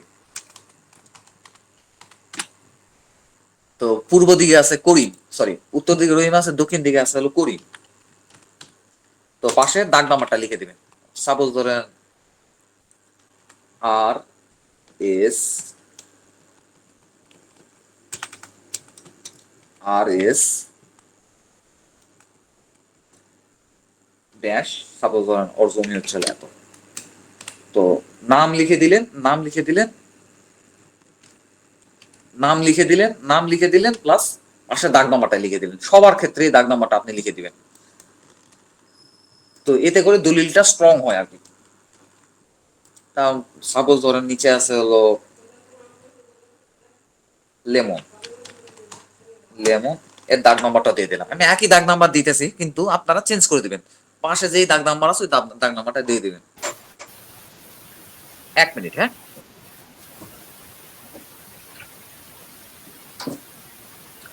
আচ্ছা, সাপোজ পশ্চিমে আছে হলো মিলন, তো এরও সেম পাশের দাগ নাম্বারটা উল্লেখ করে দিলেন, পাশের দাগ নাম্বারটা উল্লেখ করে দিলেন। এখন এখানে আছে হলো অতিরিক্ত তথ্য, নিচে আছে হলো অতিরিক্ত তথ্য। অতিরিক্ত তথ্য বলতে কি বোঝাইতেছে? এখন এরকম যদি হয়, আপনি যদি উল্লেখ করে দিতে চান যে আপনার হলো পাশে দুইজন, যেমন সাপোজ ধরেন আপনার উত্তর দিকে রহিম আর করিম দুইজন আছে, বা অন্য কোনো নাম হইতে পারে, দুইজন আছে, তো এই বিষয়গুলো কিন্তু আপনি উল্লেখ করে দিতে পারেন। আর উল্লেখ করে না দিলেও কোনো আপত্তি নাই। মেন কথা হলো আপনার সম্পত্তির লোকেশনটা, এক্সাক্ট লোকেশনটা, এটা বোঝা হলো মেন কথা হলো। তো এটা করলেই কিন্তু হয়ে যায়। কিন্তু তো আমরা যেহেতু কাজ শেষ, সংরক্ষণ করুন অপশনে ক্লিক করলাম। এই যে দেখেন সংরক্ষণ করুন অপশনে আমরা ক্লিক করলাম, তারপরে পরবর্তী ধাপে চলে গেলাম। এবার পরবর্তী ধাপে এসে জমির এখন হারাহারি মালিকানা বিবরণ।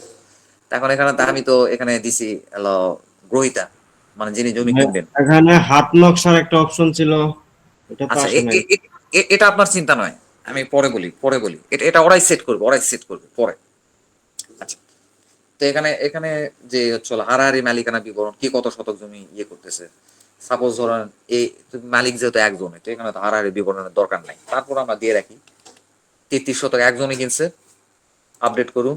33 আপডেট হয়ে গেছে, এডিট করুন। এখানে এও 33 শতক, যিনি দাতা এও 33 শতক আপনার হচ্ছে হলো এই হস্তান্তর করছে, মানে ও কিনছে আর এ বিক্রি করছে 33 শতক, তাহলে দুটাই 33 করে দিলাম।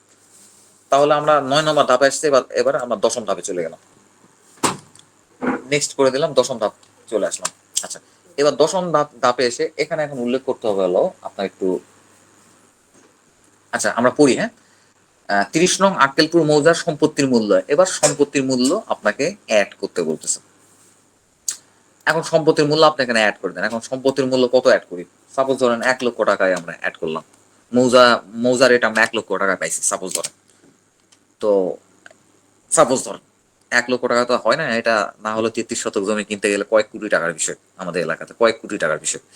তো আমাদের সম্পদ, আমার হিসাবের সুবিধাতে আমরা 1 লক্ষ দিয়ে রাখলাম। আচ্ছা, তাহলে আমরা সম্পত্তির মূল্য যেহেতু 1 লক্ষ টাকা দিয়ে দিলাম, আপডেট করুন। সম্পত্তিটা আমার অ্যাড হয়ে গেছে, যুক্ত হয়ে গেছে। এইবার এখানে আসছে যে হচ্ছে হলো মূল্য পরিশোধের বিবরণ। এখন মূল্যটা কিভাবে পরিশোধের বিবরণ করছেন? আপনি যদি এই নগদ অর্থ যদি পরিশোধ করেন তাহলে লিখে দেন নগদ পরিশোধিত, কিংবা আপনি যদি কোনো চেকের মাধ্যমে যদি আপনি যদি অর্থটা পরিশোধ করেন তাহলে সেই চেক নাম্বারটা এখানে উল্লেখ করে দেন। তো সাপোজ ধরেন এটা আমি নগদ পরিশোধ করলাম, কিংবা যদি কোনো চেক নাম্বার, কোনো ব্যাংকের কোনো চেক নাম্বার থাকে তাহলে ওই ব্যাংকের নাম লিখে তার নিচে চেক নাম্বারটা লিখে দিবেন, তাহলেই হয়ে যাবে, কোনো সমস্যা নেই। তা মূল্য পরিশোধ হচ্ছে নগদ পরিশোধিত, NOGOT, নগদ পরিশোধিত, নগদ পরিশোধিত। আচ্ছা, নগদ পরিশোধ সংরক্ষণ করুন। তো আমার কাজ শেষ, একটা একটা কাজ শেষ হচ্ছে, আমি সম্পদ ইয়ে করতেছি। এইবার আসতেছে দলিল সম্পাদনের তারিখ। তো দলিল সম্পাদনের তারিখ তো আমরা বুঝি কোন তারিখে দলিল ইয়ে হয়েছে। সাপোজ ধরেন কালকে দলিল সম্পাদন হবে, কালকে ডেটটাই দিয়ে দিলাম, কালকে 19 না, হ্যাঁ ঠিক আছে। তো এখানে কিন্তু অটোমেটিক বাংলাটাও চলে আসলো, কিন্তু কারণ দলিল সম্পাদনের তারিখের ক্ষেত্রে ইংলিশ তারিখটাও লাগে, বাংলা তারিখটাও লাগে। কেন লাগে এটা আমি জানি না, তো সব দলিলে এটা দেওয়া থাকে। তো আপনার ব্রিটিশ আমলে পুরানা দলিলগুলোতেও দেখবেন যে বাংলা তারিখ ইংরেজি তারিখ দুটাই তারা ব্যবহার করছে। তো আমার কাজ শেষ, সংরক্ষণ করুন, ক্লিক করে দিলাম। তো মোটামুটি এখানকার কাজ আমার শেষ। এবার আমার পরবর্তী ধাপ ক্লিক করলাম। তো এইবার পরবর্তী ধাপে আসে সাক্ষীর নাম। আচ্ছা, সাক্ষীর নাম বসাইতে বলতেছে। তো সাক্ষী সর্বনিম্ন দুইটা আমি ইজি বিজি কিছু একটা লিখে দিলাম, আমার এত টাইম নেই, আমি সামনে আগায় যাইতেছি। জেলা সাপোজ ধরেন দিলাম কিছু একটা, আচ্ছা যা আছে তাই দিলাম। ডাকঘর ইজি বিজি কিছু একটা দিলাম, এগুলা সব ইজি বিজি কিছু, যেগুলা সাক্ষীর যেগুলা তথ্য সেগুলো তথ্য আপনি দিয়ে দিবেন। সাক্ষীর জন্ম তারিখ ক্লিক করে উপরের দিকে যান।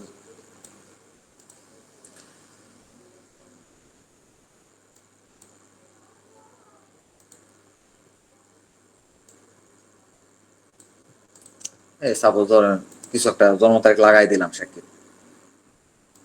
তারপর এখানে সাক্ষী জাতীয় পরিচয় পত্র নম্বর, সাক্ষী জাতীয় পরিচয় পত্র নম্বর দেখে দেখে লাগাই দিলেন আপনি।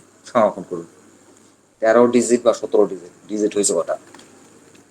1 2 3 4 5 6 7 8 9 10 11 12 13। এই জাতীয় পরিচয় পত্র নাম্বার দিয়ে দিলাম। আপনি অনুরূপ ভাবে আরেকজন, দুজন সাক্ষী লাগে, আরেকজন সাক্ষী আপনি যুক্ত করে দেন। আমি আর যুক্ত করলাম না, বুঝছেন? এবার হচ্ছে শনাক্তকারীর এই সেম তথ্য, শনাক্তকারীর এই সাক্ষী যা যা তথ্যগুলো লাগলো দিয়ে দেন। আমি একটু দ্রুত পার হয়ে যাচ্ছি, হ্যাঁ। এগুলো আপনার তথ্য, আপনার যেগুলো লাগে তথ্য আপনারা দিয়ে দেন। জেলা সাপোজ ধরে কিছু একটা, কোনো একটা জেলা দিয়ে দিলাম। আচ্ছা, সিলেট ওসমানীনগর কিছু একটা দিয়ে দিলাম, হোল্ডিং নাম্বার দিয়ে দেন।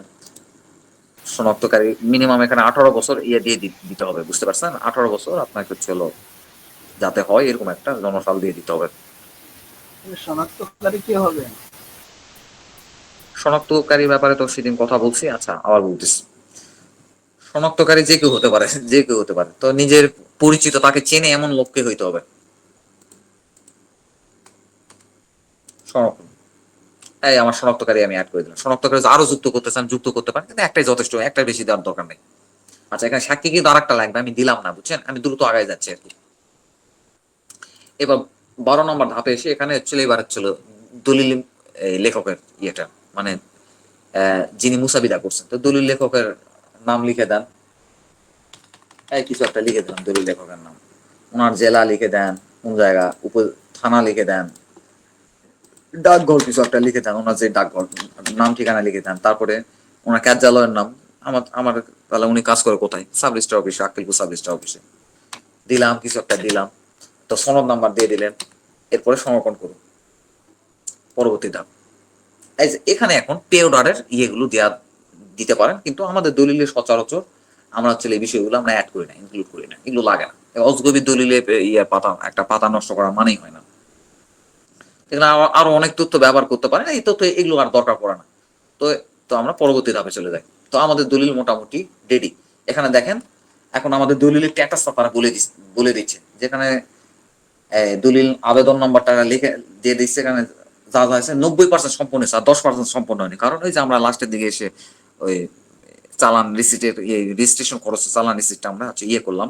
এখন আমরা দেখি যে এটা হয়েছে কিনা। এটা কিভাবে দেখবেন? এই যে দলিল নামে একটা অপশন আছে, এখানে ক্লিক করেন।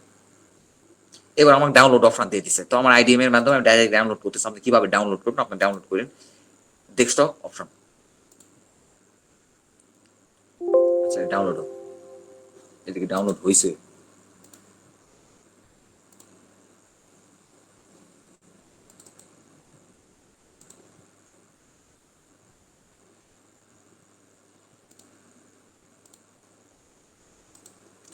আচ্ছা, আমি আবার ডাউনলোড করার চেষ্টা করতেছি।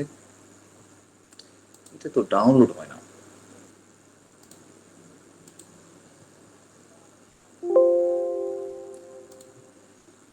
কিছু একটা আইডিএম এ কিছু একটা প্রবলেম করতেছে।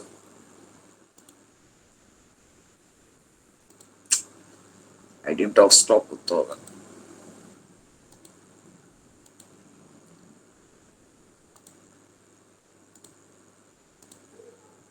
কি ব্যাপার, ডাউনলোড হইতেছে না কেন? তো এমনি নর্মালি আমার আইডিএম একটু প্রবলেম করতেছে, তো দাঁড়ান আমার আইডিএমটা একটু বন্ধ করলেই মনে হয় হয়ে যাবে।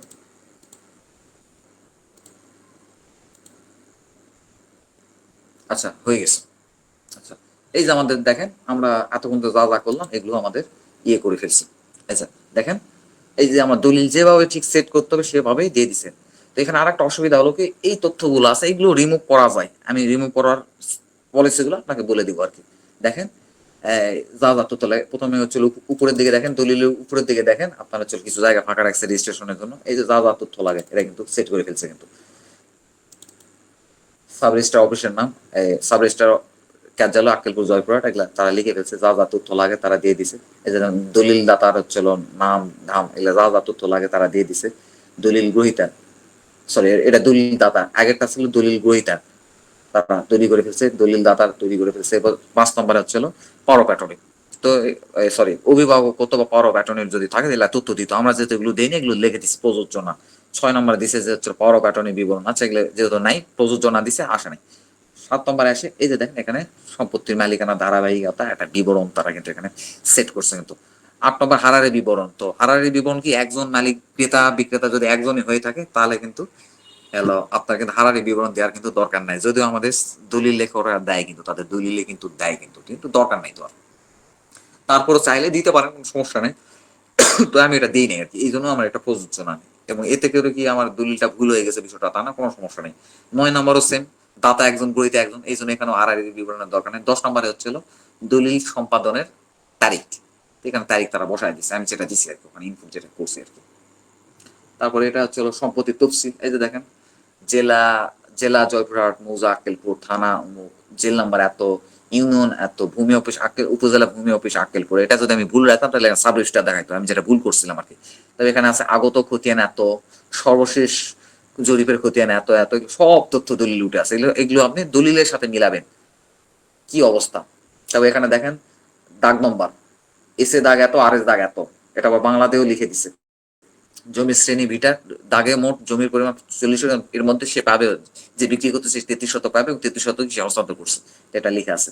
আচ্ছা এখানে এখানে তারা উল্লেখ করে দিচ্ছে যে প্রকাশ থাকে যে তফসিলে উল্লেখিত জমির উপর কোনো স্থাপনা নাই, উক্ত জমি স্থাপনা আবাসিক বা বাণিজ্যিক প্রকৃতির নয়। আচ্ছা আচ্ছা, তারপর এখানে শ্রেণী ভিটা, জমির শ্রেণী বুঝাচ্ছে, মূল্য এখানে উল্লেখ করে দিচ্ছে। আচ্ছা মূল্য কি প্রথমেও তো থাকে, মূল্য প্রথমে উল্লেখ করেনি? হ্যাঁ মূল্য উল্লেখ করছে, যদি আমি কিন্তু প্রথমে তথ্যটা দিই নাই কিন্তু উল্লেখ করছে। আচ্ছা ঠিক আছে, জমি তফসিল দিয়ে দিল। তারপরে আচ্ছা তারপর চৌহদ্দি, এই যে চৌহদ্দি আমি যেটা দিয়ে দিলাম, চৌহদ্দি আমি যেটা দিয়ে দিলাম, দেখেন চৌহদ্দি গুলো আসছে। তারপরে হচ্ছে হলো হস্তান্তর সম্পত্তির পরিমাণ অঙ্কে এবং কথায়, তো এইভাবে করে দিয়ে দিছে। তো হস্তান্তর সম্পত্তির মূল্য পরিশোধ বিবরণ, নগদ নগদ পরিশোধিত। এইবার আসতেছে হলো হাত নকশা, যেখানে হাত নকশাটা আপনাকে ড্রয়িং করে দিতে হবে হাতে। তো আমি এটারও একটা পলিসি আছে, এটা আমরা অটোক্যাডে আমি ড্রয়িং করে আমি এখানে বসাই। তো এটার একটা পলিসি আছে, এটা আমি দেখাবো না পরবর্তীতে। কৈফত যদি এখানে যদি কোনো ভুলভাল থাকে তাহলে এখানে আমি লিখে দিলাম যে আমার অমুক জায়গাতে অমুক জায়গাতে অমুক জিনিস ভুলছিল। তো এখানে দাতাগুলিতে স্বাক্ষর করবে, স্বাক্ষর সাইনগুলো কিন্তু চলে আসছে। তো এরপর সাক্ষী গণের নামে আমি একটা সাক্ষী দিছি, জন্য একটা সাক্ষী আসছে, এখানে কিন্তু মিনিমাম 2টা সাক্ষী হতে হবে কিন্তু। তারপরে শনাক্তকারীর নামও চলে আসছে। তারপরে এখানে হচ্ছে হলো দলিল লেখকের নাম, ঠিকানা, সনদনামা যা আছে তাই এগুলো দিয়ে রাখছে। তারপর এখানে আপনাকে লিখে দিতে হবে এটা দলিলটা কয় ফর্দে হলো, টোটাল কয় ফর্দে হলো। দেখেন উপরে আমার পিডিএফ দেখেন টোটাল 11টা কিন্তু ইয়ে হয়েছে, তার মানে কি এখানে আমাকে হাতে লিখে দিতে হবে যে 11 ফর্দে এবং কত শব্দ, এটা লেখার দরকার নেই, এটা এটা ফাঁকা রেখে দেবে। তার নিচে হচ্ছে দলিল লেখকের হচ্ছিল তার হচ্ছিল যাবতীয় যে ঠিকানা আর কি, আমি যা যা অ্যাড্রেস গুলো দিলাম সেগুলো এখানে চলে আসছে। এরপরে 21 নাম্বার হচ্ছে 21 নাম্বার আপনার হলফনামা অংশটা চলে আসছে। এই যে আপনার হলফনামা ইয়েটা, এখানে কি কি হলফ করতেছে, তারপরে হচ্ছে হলো আপনার বাংলাদেশ আইন সংবিধান অনুযায়ী সে কি কি করতে পারবে কি কি করতে পারবে না, তার সম্পত্তি বাজেয়াপ্ত হয়েছে কি হয়নি, বা সরকার কোনো অধিকার আছে কি নাই, বা অনেক কিছু এখানে লেখা আছে। এগুলো আমি কিন্তু এগুলো অ্যাড করি নাই কিন্তু, তারা কিন্তু এগুলো অ্যাড করে দিছে কিন্তু। তো হলফকারীর নাম এখানে লিখে দিছে, পিতার নাম লিখে দিছে, ঠিকানা লিখে দিছে, আমি যা লিখে পিতার নাম যা লিখে দিছি সেটাই আসছে আর কি। ঠিকানা অমুক, বয়স হচ্ছে 39, তারা কিন্তু হিসাব করে কিন্তু এখানে একটা ইয়ে দিয়ে দিছে। তারপরে দলিল আরো ঘোষণা করতেছে যে এই দলিল ঠিক আছে, দলিল যদি ভুল হয় তাহলে নিজ খরচায় পরিশোধ করে দেবো, এই কথাটা এখানে পুরাটা জায়গা জুড়ে লেখা আছে আর কি। তারপর এরপরে এখানে হলফকারী একজন এখানে স্বাক্ষর করবে। তারপরে এখানে আর এই পাঁচ পেপারটা, আর এই পেপারটা প্রিন্ট হবে কিন্তু পিছনের দিকে, বুঝছেন? এখানে 11টা মানে কি 11টা না, এখানে 10টাই হবে, কিন্তু এই ইয়েটা স্ট্যাম্পের পিছনের দিকে প্রিন্ট হবে। এই দুটো এক পেপারই, বুঝছেন? এটা হচ্ছে সামনের দিকে প্রিন্ট হবে আর এটা হবে পিছের দিকে প্রিন্ট হবে। প্রিন্ট হয়ে এখানে শনাক্তকারী নাম, ঠিকানা এবং সাব রেজিস্ট্রার অফিস সাইডে যা করা করবে। আপনার দলিল এখন রেডি। এখন যদি আপনি মনে করেন এই দলিলটা চেক করতে আসে আপনি দেখতেছেন যে ভুল হয়েছে, তো এখানে গিয়ে কিন্তু পুনরায় এডিট করুন অপশন দেখেন এই হলুদ কালারের, আপনি কিন্তু আবার গিয়ে এখানে এডিট করতে পারবেন, আবার এডিট করতে পারবেন। এবং এরপর থেকে আমি যদি এটা কেটেও দিই, এরপর থেকে এটা এই দলিলটা আমার এখানে বাই ডিফল্ট সেভ হয়ে থাকবে, আমি যে কোনো টাইম এই দলিলটা ওপেন করতে পারবো। আচ্ছা, আমি এবার 25 বছরের মালিকানার ধারাবাহিকতা নিয়ে একটু কথা বলি। আমি এখানে উল্টাপাল্টা জিনিস আছে, তো আমাদের তথ্যগুলো এখানে ইনপুট দিতে হয়, তো ওই ওই তথ্যটা রাখলে আমাদের হয় না আসলে। তো আমি একটু দেখাই 25 বছরের মালিকানা বিবরণটা আপনারা কিভাবে লিখবেন। তো আপনারা নিজস্ব ভাষায় যে কোনো ভাবে আপনারা লিখতে পারেন, এটা আপনাদের আপনাদের বিষয়।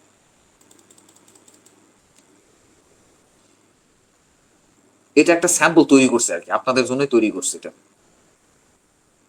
আচ্ছা, এই যে দেখেন এখানে 25 বছর মালিকের বিবরণ কিভাবে শুরু করছে, জেলা, থানা, সাবেক অমুক দাগ নাম্বার থেকে অমুক মৌজার অমুক তফসিলের অমুকের পুত্র অমুক নামেও সিএস তাদের নামে ছিল, সিএস দাগ নাম্বার এত, খতিয়ান নাম্বার এত, তার কাছে সে কিনলো অমুক দাগ নাম্বার অমুক খতিয়ান মূলে। এখানে তার সে কোনো যদি দলিল থাকে দলিলের নাম্বারটা লিখে নিলেন যে অমুক দলিল মূলে তারা হচ্ছে জমিটা ক্রয় করে এভাবে কিভাবে আপনার কাছে আসছে এই বিবরণটা আপনি উল্লেখ করবেন। আমি এটা আমাদের গ্রুপে দিয়ে দেবো, এটা আপনারা পড়ে দেখেন, এটা অনেক বড়, এটা আমার পড়তে ইচ্ছা করতেছে না। তো এটা আপনারা পড়লে মোটামুটি বুঝতে পারবেন। বর্তমানে আমার দায় দেনা সংক্রান্ত চিকিৎসা কাজে বিশেষ টাকার প্রয়োজন হয়, আমি নিম্ন তফসিলভুক্ত 45 বছরের দখলীয় জোত ভূমি বিক্রয় করার ঘোষণা দিলে আপনি তা খরিদ করতে ইচ্ছুক হয়, এগুলো অনেক মানে ফর্মালিটিস ল্যাঙ্গুয়েজ আছে। জাস্ট আপনার মালিকানাটা মিনিমাম 25 বছর, এখানে তো প্রায় 100 বা 150 বছরের মালিকানা ধারাবাহিকতা আছে, সরি 150 বছর না, 100 বছরের মালিকানা ধারাবাহিকতা আছে, মিনিমাম 25 বছর হইলে হয়ে যায়, সমস্যা নেই। তো যেহেতু এই তথ্যগুলো আমি পাইছি, এই দলিলে পাইছি, বুঝছেন, এই জন্য আমি তথ্যগুলো ইনক্লুড করছি। কিন্তু আপনাদের মানে এত পিছনে যাওয়ার দরকার না, আপনাদের এসএ থেকে দিলেই যথেষ্ট। এখানে সিএস আমি তথ্য পাইছি বিদায় দিছি, এসএ থেকে দিলেই কিন্তু যথেষ্ট, কোনো সমস্যা নেই। আর আর আরেকটা কথা, সম্পত্তির হাত নকশা, তো ওখানে আমি কিন্তু এখানে একটু মডিফাই করছি, চেঞ্জ করে ফেলছি। এটা হচ্ছে এটা যার জমি আমি ইয়ে করছি, যার হচ্ছে জমির স্ট্যাম্পটা আমি তৈরি করছিলাম, তো তার এই এক দলিলে সে হচ্ছে 2 বিঘা জমি রেজিস্ট্রি নিবে, কিন্তু সে মানে বুঝতে পারতেছিল না যে সে কিভাবে রেজিস্ট্রি নিবে। তো সে একটা দলিল আমার কাছে নিয়ে আসলো, যে ভাব করে একটা স্যাম্পল দলিল আমার কাছে নিয়ে আসলো, যে ভাব করে দলিল রেজিস্ট্রি হবে। তো আমার হাত নকশাটা দেখে আমার পছন্দ হয়নি, তো আমি তাকে এইভাবে একটা তার নকশা দেখে দেখে এইভাবে তাকে আমি একটা ড্রয়িং করে দিয়ে দিলাম। তো এখানে মূলত একটু খেয়াল করবেন। আচ্ছা, আমি একটু জুম করি। তো এখানে আমি মানে নকশার কিছু অংশ আমি ড্রয়িং করে নিচ্ছি, অটোক্যাডে আমি ড্রয়িং করে নিচ্ছি। ড্রয়িং করে নেওয়ার পরে এই যে পাশের প্লটগুলোর আমি প্লট নাম্বার গুলো দিয়ে দিচ্ছি, দাগ নাম্বার কিন্তু দিয়ে দিচ্ছি। তো রাস্তা আছে, রাস্তা কত ফিট এটাও কিন্তু দিয়ে দিতে হয়, কিন্তু আপনার হাত নকশাতে কিন্তু দেওয়ার দরকার পড়ে, রাস্তাটা কত ফিট এটা দরকার পড়ে পরবর্তীতে, না হলে সমস্যা হয়। তারপরে এই যে যে প্লট গুলো দেখতেছেন, এই যেখানে লিখে দিচ্ছে হস্তান্তরিত জমির সাংকেতিক চিহ্ন, দেখেন আমার কিন্তু এই দলিলের এই পেপারের দিকে তাকালেই কিন্তু আপনি টের পেয়ে যাবেন যে কোন কোন জমিগুলো এক্স্যাক্টলি হস্তান্তর হচ্ছে। আচ্ছা, এই 4টা প্লট সে হস্তান্তর করতেছে। আচ্ছা, এখানে প্রথমে আমি যেটা দিয়ে রাখছি, প্রথমে হচ্ছে দাগ নাম্বার দিছি, মানে দাগ নাম্বার এটা আপনি দাগ নাম্বারটা দিবেন হচ্ছে মানে হাল দাগ নাম্বারটা আপনি এখানে দিয়ে দিবেন। তারপর নিচে জমির পরিমাণটা উল্লেখ করবেন, আমি একটু পরে বলছি আপনি কেন এখানে আপনার জমির পরিমাণটা উল্লেখ করে দিতে হবে। আচ্ছা, এরপরে জমির 4 বাহুর দৈর্ঘ্য কিন্তু আমি দিয়ে দিছি কিন্তু। তো এইভাবে প্রত্যেকটারই কিন্তু জমির 4 বাহুর দৈর্ঘ্য, দাগ নম্বর, জমির পরিমাণ এটা কিন্তু আমার উল্লেখ করা আছে কিন্তু। তো এর এর উপরে কে নিচে কে তাদের দাগ নাম্বার কত প্রত্যেকটা জায়গাতেই কিন্তু ক্লিয়ার করা আছে, এতে করে জমির মালিকানাটা স্পষ্টভাবে প্রতীয়মান হয়। আচ্ছা, এখন এরকম একটা ডিএলআর আছে, ডিএলআর নাম্বারটা আমার কাছে মনে নাই, তো আমার আমার এই ভগ্নিপতির কাছে আমি দেখছিলাম ডিএলআরটা এটা, তো উনি একজন অ্যাডভোকেট। তো এরকম একটা ডিএলআর এ দেখছিলাম যে একটি সম্পত্তি, আমি একটু চেষ্টা করতেছি যে মানে কিরকম লেখা আছে আমার এক্স্যাক্টলি মনে নাই, তবে যতটুকু মনে পড়ে আমি বলার চেষ্টা করতেছি। একটি একটি সম্পত্তির একটি দলিলে আপনার হাত নকশায় জমির জমির যে পরিমাণ জমির কথা উল্লেখ থাকবে, সে পরিমাণ জমি যদি খতিয়ানে নাও থাকে তাহলে সে পরিমাণই বৈধ হস্তান্তরিত সম্পত্তি বলে বিবেচিত হবে, এই ধরনের একটা কথা আর কি। মানে বোঝা যাইতেছে যে এখানে এই আপনি যে জমিটা করতেছেন, মার্ক করতেছেন, বা যে জমিটা এক্স্যাক্টলি বিক্রি হইতেছে, এই জমি 4 বাহুর দৈর্ঘ্য প্লাস মাঝখানে জমির পরিমাণটা দিয়ে রাখলে যদি খতিয়ানে ওই পরিমাণ জমি যদি নাও থাকে, তবুও আপনি ওই পরিমাণ জমির বৈধ মালিক। এখন আপনি বলতে পারেন এই কেমন কথা, খতিয়ান দেখে দেখে সাব রেজিস্ট্রার হচ্ছিল জমি রেজিস্ট্রি করতে, আপনার খতিয়ানে না থাকলে কি সাব রেজিস্ট্রারটা রেজিস্ট্রি করে দিব? তা আসলে বিষয়টা বিষয়টা ওই রকম কিছু না। বিষয়টা হলো কি, এমন হইতে পারে, অনেক সময় এমন হইতে পারে যে হলো আপনাকে দাতা একটা জমি আপনার কাছে বিক্রয় করছে, 10 শতক জমি আপনার কাছে বিক্রয় করছে দাতা। তো বিক্রয় করার পরে আপনি জমি কিনে টিনে মাপজোক করতে যায়, দেখেন যে এখানে হচ্ছে 8 শতক জমি আছে, কিন্তু আপনার দলিলে ঠিকই লেখা আছে 10 শতক জমি।